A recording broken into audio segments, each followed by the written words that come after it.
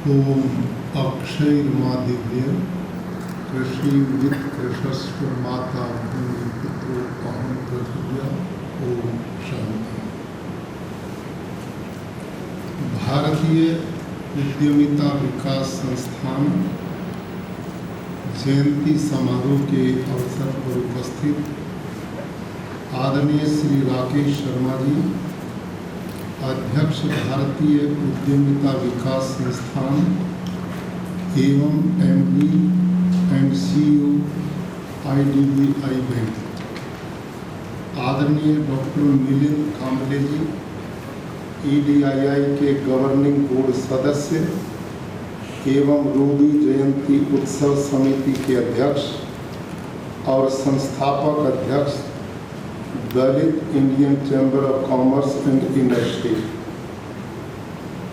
माननीय doctor Shailendra Narayan ji, EDII के governing board सदस्य और पूर्व अध्यक्ष एवं प्रबंध निदेशक सिडबी, माननीय श्री डॉक्टर सुनील शुक्ल जी, महानिदेशक भारतीय उद्यमिता विकास संस्थान, उपस्थित सभी महानुभाव, मेहमानों, देवी और सज्जनों, आज मुझे भारतीय उद्यमिता विकास संस्थान के इस कार्यक्रम में, जो अपनी स्थापना के 40 वर्ष पूरे कर रहा है, इसमें आने का सौभाग्य मिला और आप सबके दर्शन करने का अवसर मिला। इस अवसर पर मैं भारतीय उद्यमिता विकास संस्थान को अपनी स्थापना के 40 वर्ष सफलतापूर्वक पूर्ण होने पर बहुत बहुत बधाई देता हूँ, साधुवाद देता हूँ, शुभकामनाएं देता हूँ।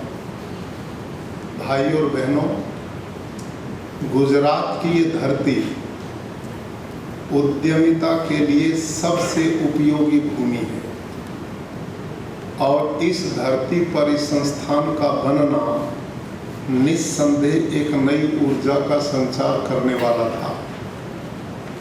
एक समय था कि जब उद्यमिता के क्षेत्र की बात जब कोई करता था तो इसकी ओर किसी का कोई ध्यान ही नहीं गया और हम आज़ादी के लंबे काल बीत जाने पर भी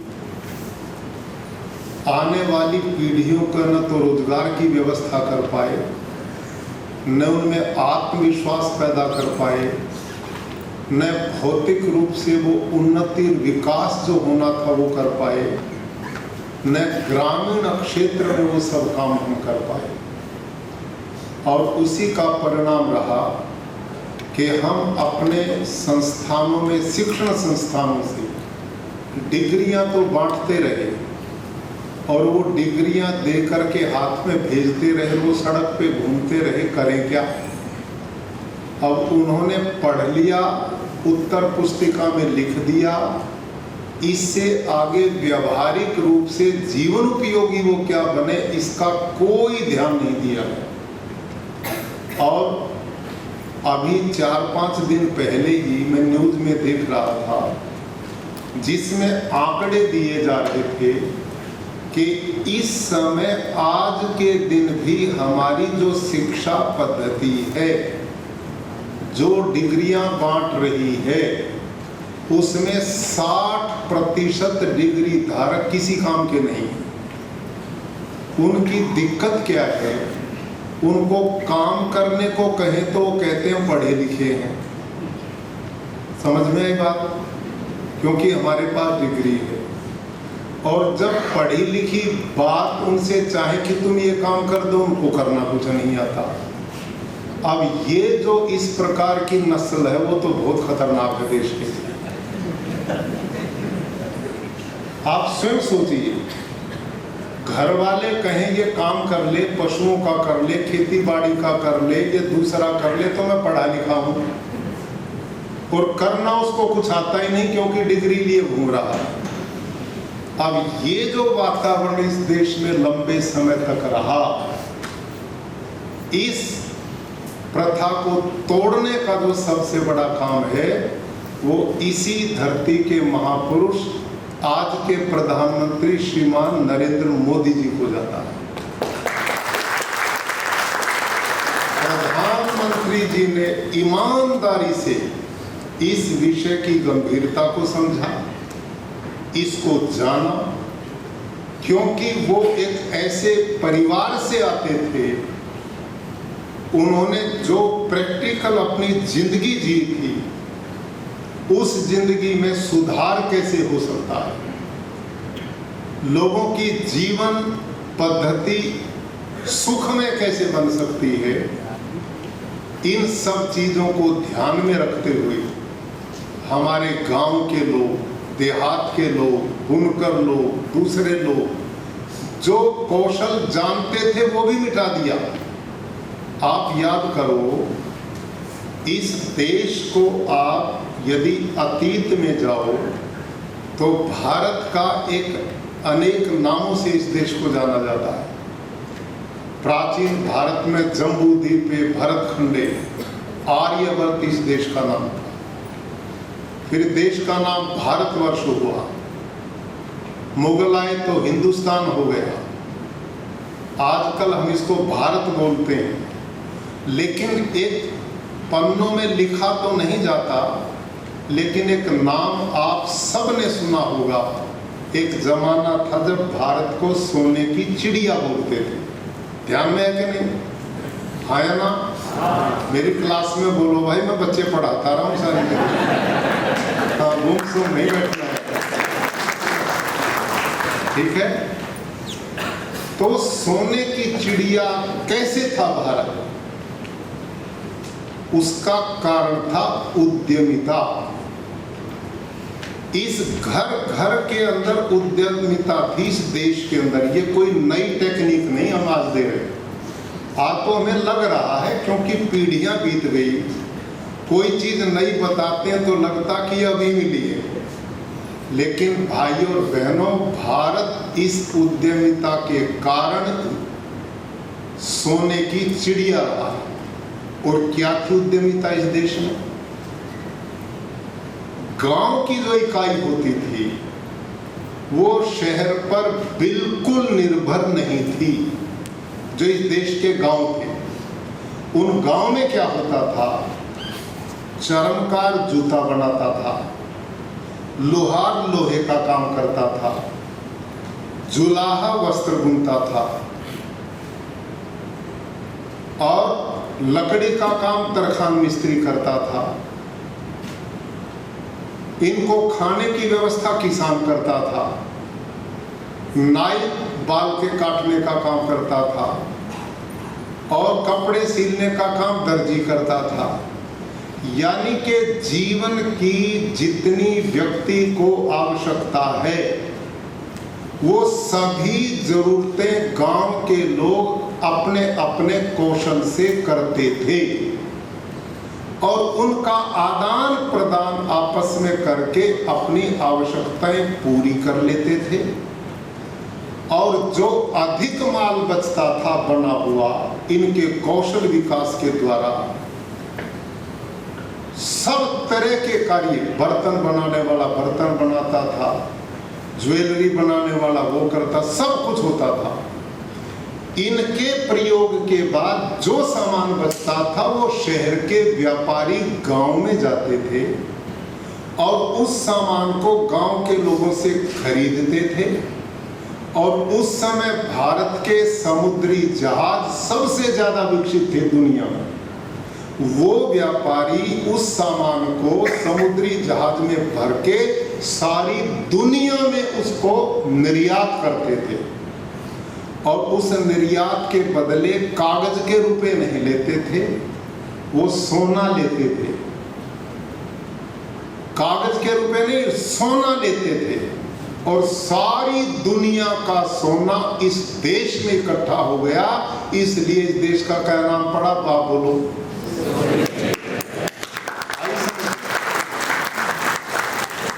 ये था भारत की उद्यमिता का ज्वलंत प्रमाण। ये प्रैक्टिकल था, और उसके वो स्वरूप आज भी जिंदा है। आज भी कुम्हार बर्तन बनाता है, लोहार लोहे का काम करता है, नाई का काम करता है, कोई जूती बनाने का काम करता है, कोई वस्त्र बनाने का काम करता है, किसान उनके खाने का प्रबंध करता है कि नहीं सारी चीजें। लेकिन ये व्यवस्थाएं लुप्त कर दी, ये व्यवस्थाएं लुप्त हुई विदेशियों के शासन के कारण। जब मुगल आए उन्होंने हमारी व्यवस्थाओं को तहस नहस किया, अंग्रेजों ने सुनियोजित ढंग से इनको बर्बाद किया और भारत की जीडीपी विश्व में सबसे ऊंचे स्तर की रही है उन काल के अंदर। ये इतना समृद्ध, इतना उन्नत और इतना महान देश रहा है। आज आपको क्या पढ़ाया जाता है? काफिले बसते गए, हिंदुस्तान बनता गया। ये चूं चूं का मुरब्बा था, काफिले बसते गए हिंदुस्तान। अरे काफिले उनके बसे होंगे, भारत तो अनादि काल से महान देश रहा। यहाँ की संस्कृति, यहाँ की जीवन शैली, जब यूरोप के लोग वल्कल वस्त्र पहनते थे ना, उस समय भारत के ढाका का मलमल एक माचिस की डिब्बी में बंद होता था। हमारा कौशल इतना ऊंचा था। यहाँ के एलोरा अजंता की गुफाएं कभी देखी आपने? यदि वो उन देशों में होती तो आज विश्व की सबसे ऊंची धरोहर होती। वो अपनी तो छोटी सी चीज को ही आकाश में उठा देते हैं। और अजंता एलोरा की गुफाएं 3-3.5 हजार साल पुरानी हैं, आज तक उनका कलर भी नहीं गया। कितना कौशल था, कितनी लोगों में सूझबूझ और कितना विकसित मानव समाज रहा होगा उस समय का। और आपका ये जो धोलावीरा है, कभी गए यहाँ पर गुजरात में? देखा आपने उस नगर को जो भी मिला है? उसमें पानी निकलने की जो व्यवस्था दी है, उसमें आदमी खड़ा होकर चल सकता है। आजकल सीवरेज रोज बंद रहते इस मॉडर्न युग के जमाने में, और उनका सीवरेज देखा आपने? आदमी पूरा निकल जाए। उस जमाने में क्या इतना पानी का प्रबंध कैसा था, पानी को छान करके कैसा रखा जाता था। आज से हजारों वर्ष पहले की वो घटनाएं। भारत के लोग कितने विकसित और उद्यमी लोग थे।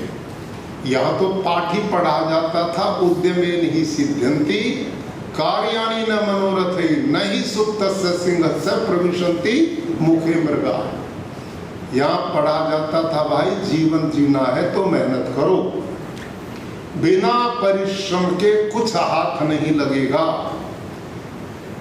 परिश्रम ही जीवन जीने का रास्ता। नए नए इनोवेशन के साथ बढ़ो। बिना परिश्रम के तो कहते मृग भी अपने आप सोते हुए सिंह के मुंह में नहीं जाता। उस शेर को भी उसे लेने के लिए बहुत दौड़ना और मेहनत करनी पड़ती, तब उसको भोजन मिलता है। हमारे यहाँ परिश्रम को, और आपका जो स्लोगन उसमें तो लिखा है योगः कर्मसु कौशलम, कि कुशलता पूर्वक किया गया कर्म ही योग है, वही सफलता की निशानी है। तो आज माननीय प्रधानमंत्री जी ने पिछले 8-7 साल में जो उद्यमिता के क्षेत्र में युवा पीढ़ी को आह्वान किया, कहीं स्टार्टअप इंडिया, कहीं मेक इन इंडिया, नए नए इनोवेशन, आज भारत में युवा पीढ़ी में कितनी बड़ी जागृति आई है। हमारे युवाओं में योग्यता की कमी नहीं है, प्रतिभा की कमी नहीं है, लेकिन उनके हौसले बुलंद करने का रास्ता ही नहीं दिया गया। उनको उनके स्वरूप को ही नहीं पहचाना दिया गया। यदि उनको अवसर मिले तो अब लाखों स्टार्टअप इस देश में इन पिछले 4-5 साल में हुए कि नहीं? क्यों साहब? और जब स्टार्टअप की बात प्रधानमंत्री ने कही तो लोग मजाक करते थे, यूं सोचते थे कि इनोवेशन और नई चीज, नई खोज तो यूरोप ही कर सकता, हमारे में तो दम है ही नहीं। ये सोच हमारे युवा पीढ़ी के सामने हतोत्साहित करने वाली दी गई थी। लेकिन यहाँ तो एक एक बच्चे में प्रतिभा है। हम तो ऋषियों की संतान हैं। ऋषि कौन थे? ऋषियों साक्षात्कृत धर्म में बोलता हूँ। ऋषि जो शब्द है वो आजकल अंग्रेजी का जो रिसर्च स्कॉलर शब्द है ना, उसका अपभ्रंश शब्द, ऋषि का अपभ्रंश शब्द रिसर्च स्कॉलर है। इस देश का एक एक ऋषि रिसर्च स्कॉलर था। और इसका प्रमाण देता हूं आपको। आयुर्वेद एक स्वास्थ्य का शास्त्र है भारत का, जानते हो ना आयुर्वेद? यह हजारों साल पहले लिखा गया, और हजारों साल पहले लिखे इस आयुर्वेद के शास्त्र में किस वनस्पति का क्या गुण धर्म है ये लिखा हुआ है। तुलसी का क्या गुण धर्म है, नीम का क्या गुण धर्म है, वटवृक्ष का क्या गुण धर्म है, ऐसे सब वनस्पति के गुण धर्म लिखे हैं। हजारों साल पहले लिखे थे। आज किसी भी उनके द्वारा लिए गए वनस्पति को लेबोरेटरी में ले जाओ, और लैब में जो ऋषियों ने उसके गुण धर्म बताए, आज की लैब एक भी गुण धर्म ज्यादा या कम नहीं बता पा रही। समझ में नहीं आई बात? वही गुण धर्म न तो एक कम कर पाए न एक बढ़ा पाए। जो उन ऋषियों ने बताया वही आज जो का त्यों लैब भी उसी को बता रही है। तो क्या वो रिसर्च स्कॉलर नहीं थे? उनकी लैब तो अध्यात्म की लैब थी। वो तो इतनी ऊंचाइयों पे थे। खगोल शास्त्र ये भारत के ऋषियों की देन है या यूरोप वालों की? हमारा एक गांव का सामान्य पंडित उन ऋषियों की परंपरा खगोल शास्त्र को बैठ करके लिखता है। आज से 10 साल के बाद इतने बजकर इतने मिनट पर इतने सेकंड पे सूर्य ग्रहण होगा, चंद्र ग्रहण होगा। कोई गलत मिलता हमारा? हमारे इतने बड़े बड़े साइंटिस्ट हुए हैं, वैज्ञानिक हुए हैं। अच्छा यो बताओ, कोई चीज होगी तभी तो नामकरण होगा या बिना वस्तु के भी नामकरण हो जाएगा? बोलो भाई विद्यार्थियों, बोलो। कोई चीज अस्तित्व में होगी तभी नामकरण होगा ना। जिस चीज का अस्तित्व ही नहीं उसका नाम रख लोगे क्या? नहीं रखोगे ना। तो आप विमान शास्त्र का वर्णन है पूरा रामायण के अंदर, और महर्षि भारद्वाज ने एक महान ग्रंथ लिखा विमान शास्त्र का, कि विमान बनाने की पद्धतियां क्या थी। अब वो सारे सिस्टम मुगल काल में हमारे ग्रंथों को, अपनी सेनाओं का पानी गर्म गर्म कर नहाने के लिए हमारे पूरे पुस्तकालय जला दिए गए, वो विद्या लुप्त कर दी गई। अंग्रेज ने हमारी शिक्षा पद्धति, लाखों गुरुकुल इस देश में चलते थे, यहाँ अनपढ़ आदमी ढूंढे भी नहीं मिलता था। उस शिक्षा पद्धति को तोड़ने का काम किया, इनको अनपढ़ बना दिया, सुई तक यहाँ बनने दी, कंगाल बना दिया। और जो परंपरा उनकी चल रही थी, हम उससे बाहर लंबी गुलामी के कारण निकल नहीं पाए। तो ये हमारे दुर्दिन थे। मैं घटना बड़ी मैं भुला नहीं पाता, और मेरे जीवन में व्यवहारिक है। भारत में प्रतिभाओं की कमी नहीं है, उनको अवसर नहीं मिले अपने हिसाब से। आज भारत की नई शिक्षा पद्धति में प्रधानमंत्री जी ने उस दिशा में भी जो व्यवहारिक कदम उठाया है, देखना कुछ समय के बाद बहुत बड़ी क्रांति इनोवेशन के क्षेत्र में इस देश में होने वाली है। एक बार की घटना, मैं कुरुक्षेत्र के गुरुकुल में प्रधानाचार्य रहा 35 वर्ष। वहाँ 1500 बच्चे 19 प्रांत के मेरे पास पढ़ते हैं, रेजिडेंशियल था। तो उसमें एक बार मैं किसी काम से जा रहा था, मेरे पास एक गाड़ी थी उन दिनों बुलेरो, वो पुरानी हो गई थी, वो बार बार खराब हो जाती थी। तो एक दिन जाते जाते वो रास्ते में खराब हो गई। ड्राइवर ने जोर लगाया, नहीं चली। तो हमने किसी एक किसान को बोला, ट्रैक्टर वाले को, कि भाई इसको बांध करके टोचन करके और इसको मिस्त्री की दुकान पर ले चल। वो बेचारा ले आया। गर्मी के दिन थे, एक वहाँ पेड़ था। उस मिस्त्री के 2, 3, 4 बच्चे थे छोटी छोटी उम्र के। उन्होंने वहाँ एक टूटी सी कुर्सी मेरे लिए डाल दी, एक अखबार दे दिया। मैं उसको पढ़ने लगा और वो 3 बच्चे उस मालिक ने भेजे इस गाड़ी को ठीक करने के लिए। और वो सारे बच्चे ऐसे थे जो 20 से 21 साल की आयु से नीचे थे, बड़ा कोई नहीं था तीनों में। तो तीनों ऐसे थे। उन्होंने आते गाड़ी को खोलना शुरू किया और बात करते रहे, काम कर रहे थे। तो पढ़ते पढ़ते अखबार मेरे दिमाग में इन बच्चों से बात करनी चाहिए। और मैंने एक बच्चे से पूछा, बेटा आपका नाम क्या है? उसने नाम बताया। आप कितने पढ़े हो? कि जी मैं कुछ नहीं पढ़ा। मैं कहा फिर भी कुछ तो पढ़े होगे। जी 8वीं से भाग गया था छोड़ के। 8वीं तक पढ़ा, फिर छोड़ गया। फिर मैंने दूसरे से पूछा, मैं कहा बेटे आप कितना पढ़ोगे? जी मैं भी इतना ही पढ़ा जितना ये पढ़ा। और तीसरा जो उनमें थोड़ा बड़ा था, उससे पूछा कि जी मैं 10वीं को छोड़ के 2-3 बार फेल हुआ। मैं कहा फेल क्यों हुए? कि अंग्रेजी नहीं आती थी, गणित नहीं आता था। मैंने कहा भी तुमने क्यों छोड़ी? किस वाली समस्या हमारी भी थी, यही समस्या हमारी थी। मैं कहा अच्छा, फिर तुम ये काम करने लगे जी, और क्या करें? ये लगे करने। मैंने कहा बेटे ये जो गाड़ी आपके सामने है, क्या तुम इस गाड़ी को पूरी को पुर्जा खोल के दोबारा बांध सकते हो? तीनों उछल के बोले जी तो रोज करते हैं हम। कुछ भी नहीं है, तो रोज करते हैं हम। अब मैं आप सबसे पूछता हूं, आदरणीय लोगों से, विचार करो, उस गाड़ी को जिसने वो बनाई है ना इंजीनियर ने, उससे खोल के बंधवाओ, वो नहीं दोबारा बांध सकता उसे। हाँ या ना? और इन्होंने 10वीं एक ने भी पास नहीं की। इनमें ये कौशल है, प्रतिभा है, देख करके सीख करके इन 20 साल के बच्चों ने उस गाड़ी को दोबारा बांधने की उत्साह के साथ क्षमता है।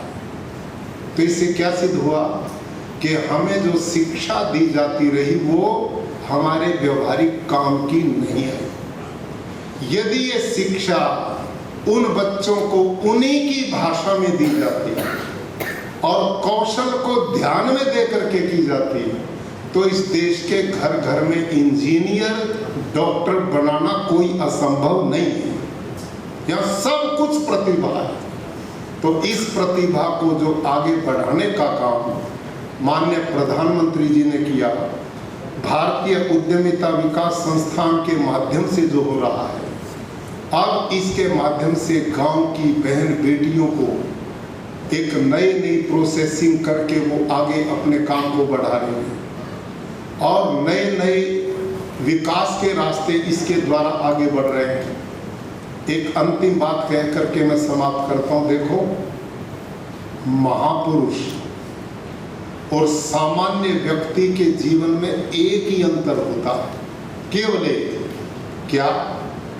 जो सामान्य आदमी होते हैं ना, वो तो बने बनाए रास्ते पर चलते हैं, और जो महापुरुष होता है ना, वो नया रास्ता बनाता और बनाता नहीं, लोगों की गर्दन पकड़ कर रास्ते पर भी लोगों को चलाता है।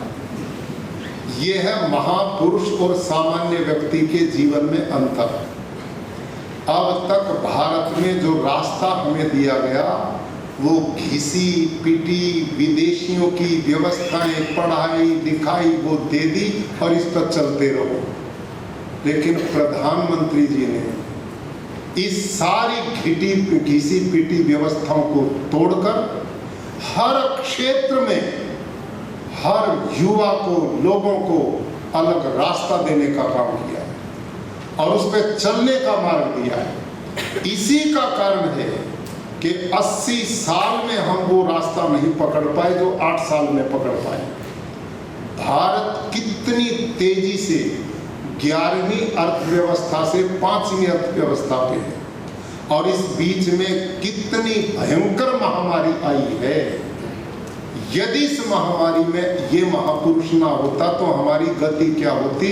आराम से कभी आंख बंद करके सोचना, पता नहीं हमें से कितने होते हैं विदाई लिए होते। वो उनके ये सोच, एक व्यक्ति की सोच, जहां वैक्सीन 50 साल में नहीं आई वहां 9 महीने में मिल गई, जहां कोई अस्पताल की व्यवस्था नहीं थी वो महीनों 15 दिन में खड़ी कर दी।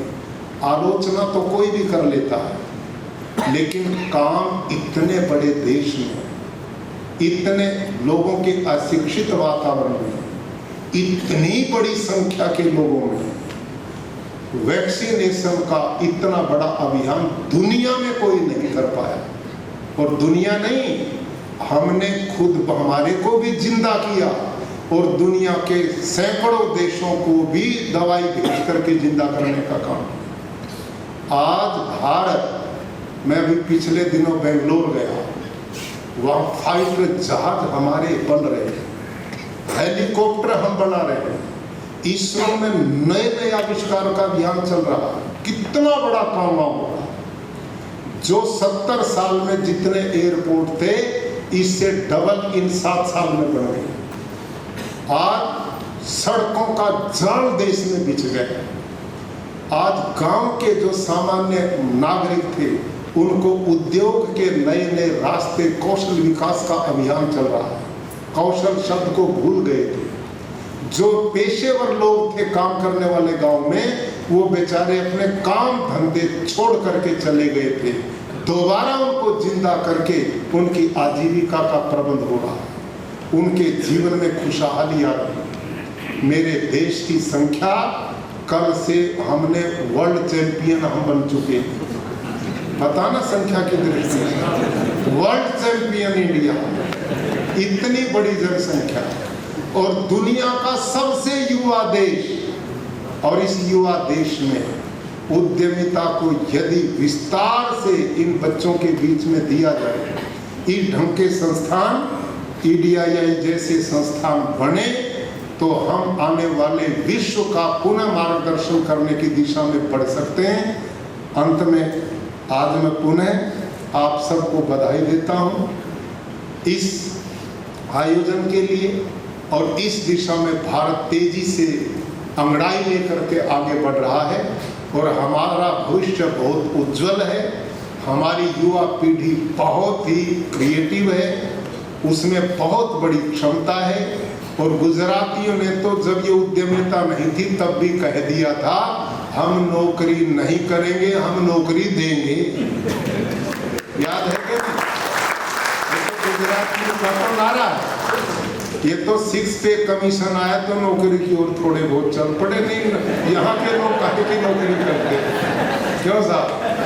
गुजरातियों ने नौकरी की नहीं, उन्होंने तो कहा तो नौकरी देंगे, हम तो ब्रेन खरीदते हैं, काम लेते हैं। तो आपका ये चिंतन सोच बना रहे, आप एंटरप्रेन्योर बने और आने वाले लोगों को रोजगार दें। इस प्रकार से आगे बढ़ेंगे तो मेरा देश पुनः विश्व गुरु भी बनेगा और सोने की चिड़िया भी बनेगा। धन्यवाद।